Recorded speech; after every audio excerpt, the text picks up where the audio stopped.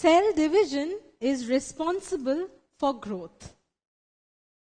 And for cell division, a cell has to grow through the interphase that consists of the G1, S and the G2 phase. And finally, the cell divides in the M or the mitotic phase. In this discussion, we will be focusing on the M phase. Now see, these are the growing roots of onion. If you take one such growing root and observe under the microscope, you will see a number of cells. A few cells might look like this, which has doubled in volume. So we can understand that this cell is in the interphase, that is the phase where it gets maximum time for growth and doubling of size. Now there are also cells which have completed the mitotic phase. That is, cell division has taken place to form two new daughter cells. Now after interphase, cells should have divided into two daughter cells. But see, that did not happen. This is because there are other stages in between interphase and the final stage when cells divide to form two daughter cells. See, immediately after interphase, the chromatin fibers which were present in the nucleus, they get compacted to form chromosomes. Also, see, there is the presence of the nucleolus. But in the next stage, see, it has significantly disappeared. See, there is no nucleolus in this cell, and also there is no nuclear membrane present in the cell of this stage. So there are other stages between the interphase and the final phase when a cell divides to form two daughter cells. So this phase is known as the prophase. It is the first phase of the mitotic or the M phase. So prophase, where pro means before, let us see what is happening.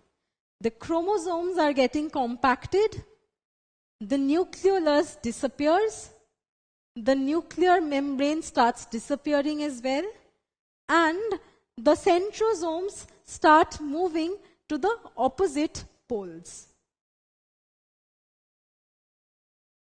Now, just like the earth is divided horizontally into halves by the equator, all the chromosomes after the prophase aligns itself along the equator. And the spindle fibers produced by the centrosomes try and bind the chromosomes in the equator.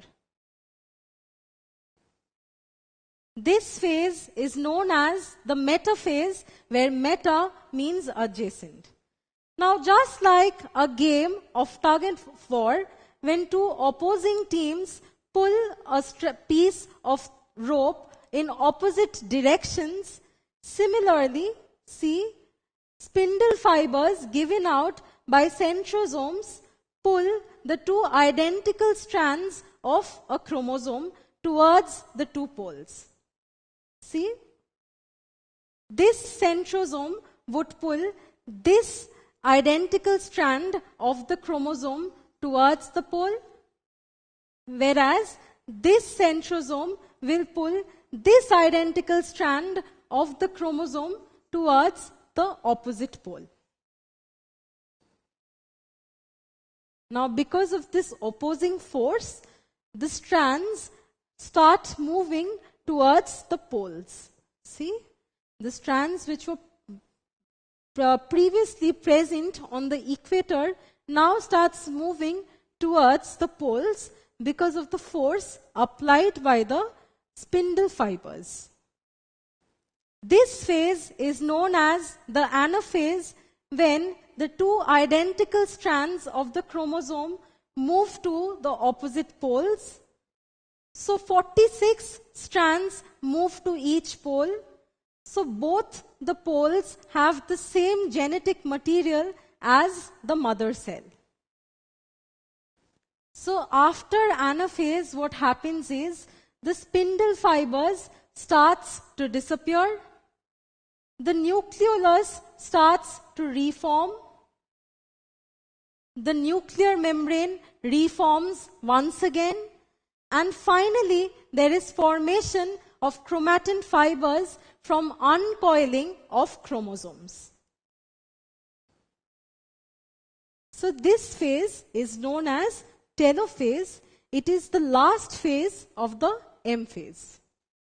Now, all these 4 phases of the M phase causes the nuclear division.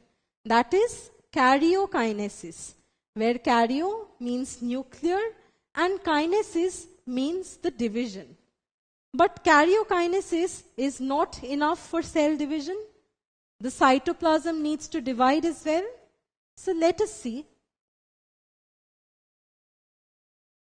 So at the end of telophase, what happens is the cytoplasm starts dividing. And how does it divide in a plant or in an animal?